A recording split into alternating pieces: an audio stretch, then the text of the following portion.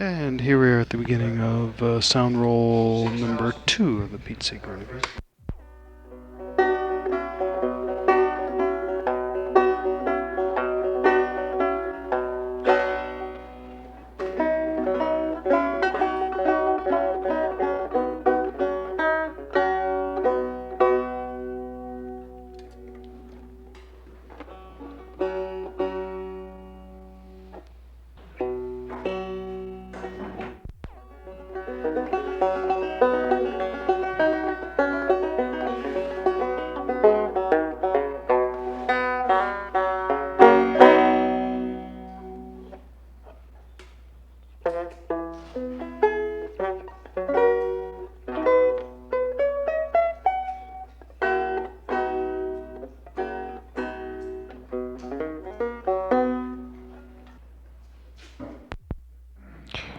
There's some unslated footage of banjo picking there.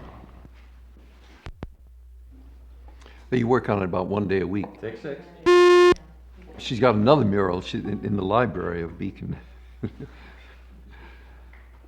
That one she got paid for.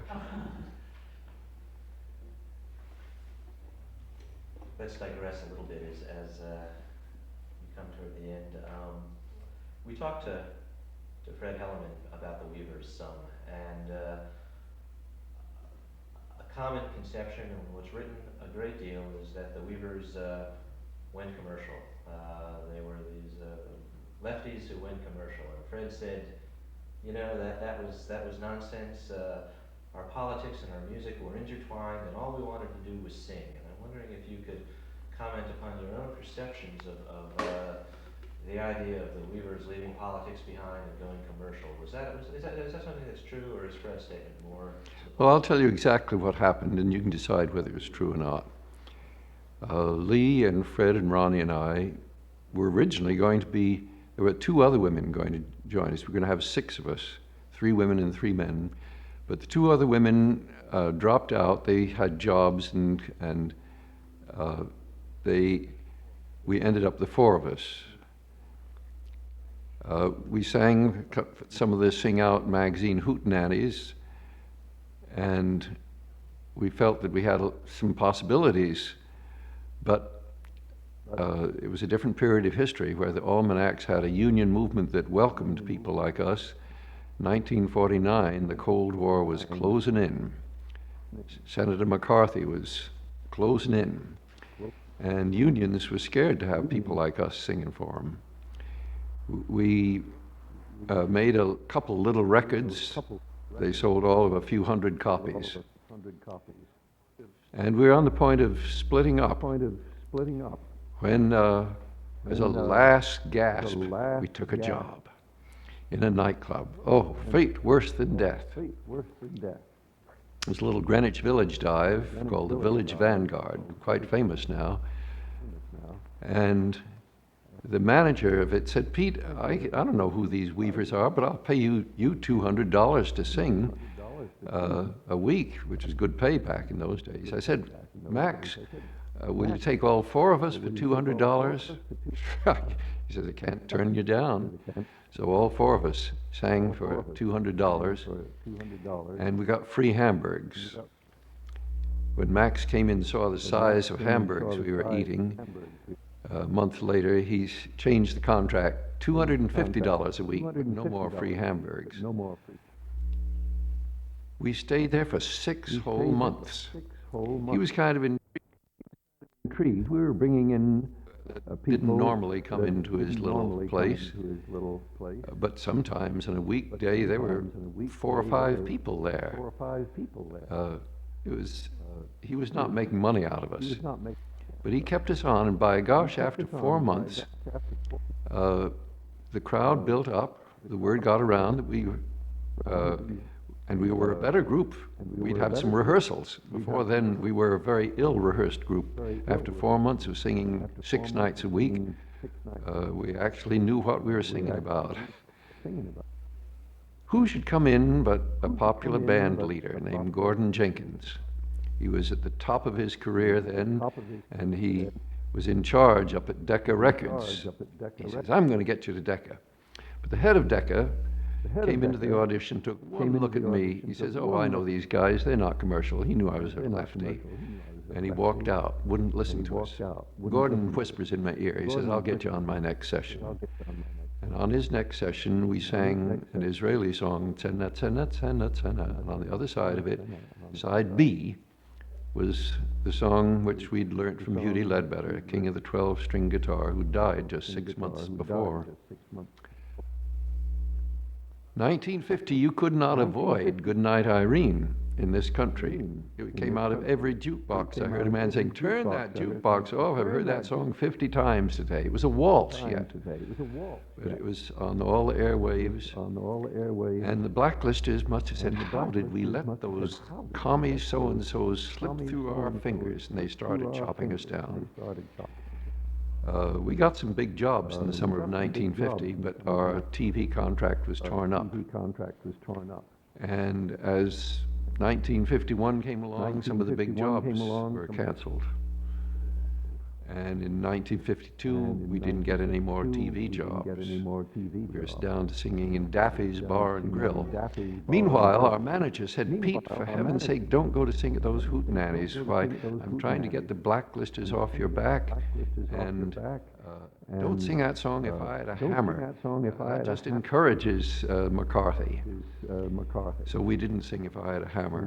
We didn't sing for hootenannies. We didn't sing for little left-wing fundraising. And many of our friends thought we'd gone commercial.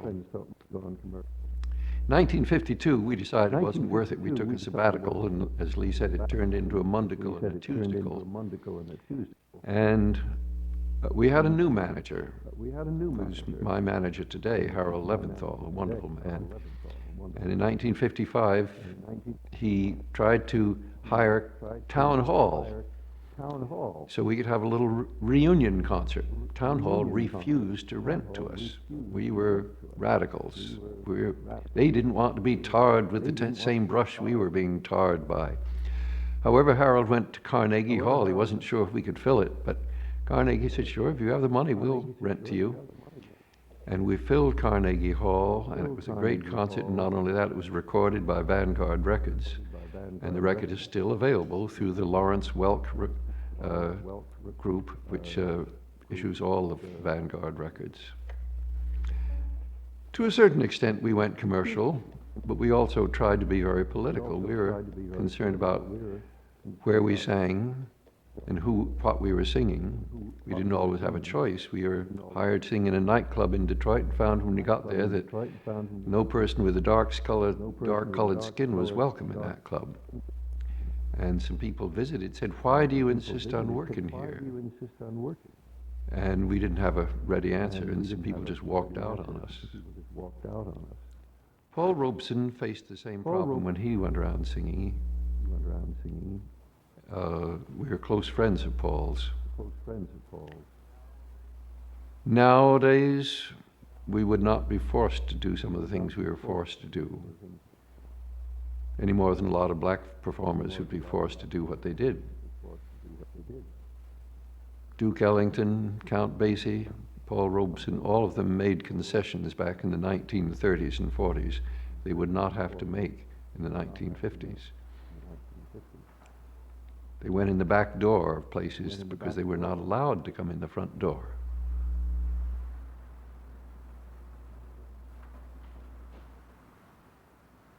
Today, one of the things that I find people say to me, again, we talk about the project, it's a world of commentary from people and their opinions. People say, well, you know, you talk about this traditional music, but with cable TV and satellite dishes everywhere and fax machines, that doesn't exist anymore in the US of A of 1992. Speak to that, please. In the sense that somebody in the old days was raised in a small community and knew one kind of music and knew it very well, whether they were an Irish American growing up in an Irish community and singing old Irish songs, or a Slovakian American growing up in a Slovakian community and singing old Slovakian songs, or an African American growing up in an African American community and singing old African American songs. This doesn't exist anymore. For good or bad, we're mixed up. So if your definition of folk music is you must be raised in one old tradition and not be influenced by other traditions, there is no more folk music. My father, the musicologist, pointed out that even in the old days, though, nearly every tradition was influenced in some way by other traditions. The popular broadsides of the streets of London, affected the country singer sooner or later. The music made in the castle affected people. The violin was introduced from Italy and became a folk instrument in Northern Europe. Come to think of it, the violin. Yeah. Just load the last one. I've just got one. Where I left off? Yeah, if you remember us, Yeah. fine. 7. My father, the musicologist, put into his book a final chapter called The Folkness of the Non-Folk and the Non-Folkness of the Folk, pointing out to other scholars that let's not kid ourselves. Throughout history, folk music in every country of the world has been affected by different kinds of music. It's been affected by the popular music of the cities, by the classical music, the art music of the castles, and vice versa. The people in the castle would hear a good tune from some country fiddler, and next thing they were putting it in one of their symphonies. So the world has been mixed up for some thousands of years since we lived in tribes and were relatively isolated from each other. Branching off that question, I want to get a little greater sense about folk music in an era of cultural homogenization. And perhaps you can work into your answer what Pete Seeger is going to be doing in the 1990s with respect to folk music, topical music, with respect to keeping it alive or keeping it going. I'm 73 years old, and in the 90s I don't have much voice, but I get crowds singing with me. And I'm really very concerned about the whole problem of people not being just spectators, no matter what field it is, whether it's art or sports or business or politics. If we want this human race to last, we've got to encourage people to participate in some way. You can't participate in every way. Back in the 60s, somebody had a very funny little play on Broadway or off-Broadway about somebody who said, well, I'm going to participate, and he was going to do his own appendectomy. There's times I'm very glad to let an expert take over. I'm glad for an expert captain to see that Clearwater doesn't run on the rock. I wouldn't be walking today if it hadn't been for expert doctors that repaired my knees or my hands at various times. So let's be grateful for expertise. But remember the French definition of an expert. An expert, says this definition, an expert is someone who avoids all the little mistakes on the way to the big fallacy. Tell that to the military experts. Tell it to the economic experts. Tell it to the religious experts and all the other kinds of experts. Face it, we're all blind men trying to describe the elephant, or blind women. For folks who want to sing with others today, who want to participate in singing about songs of their time, where do they go in the 1990s?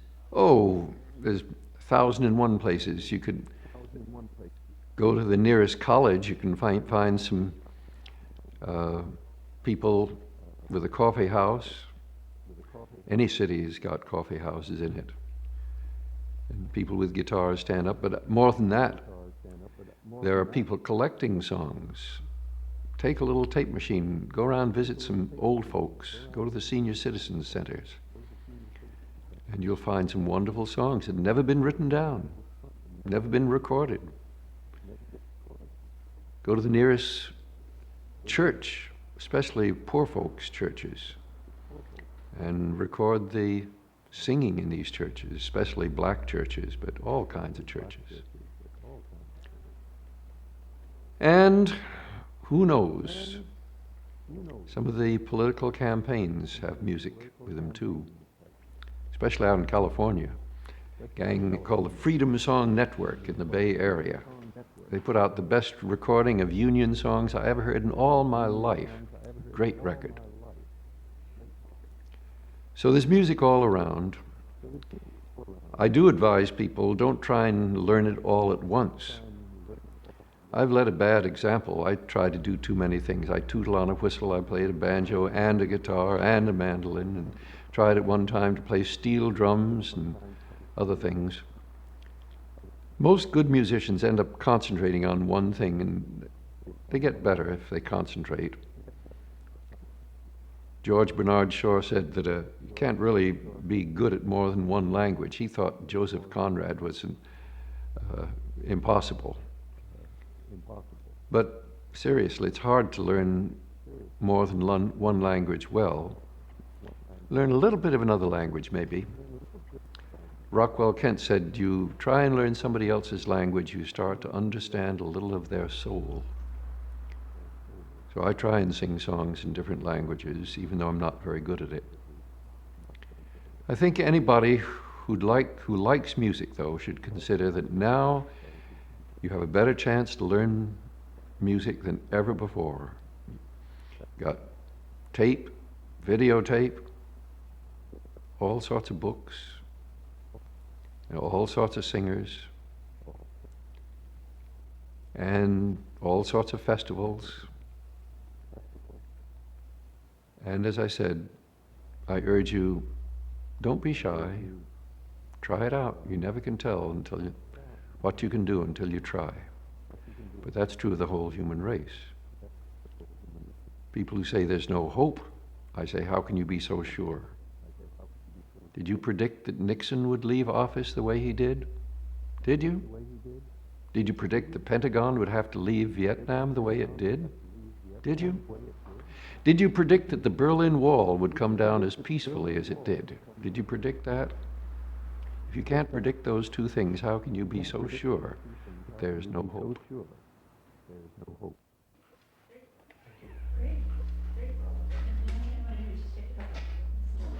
Mary take some steps?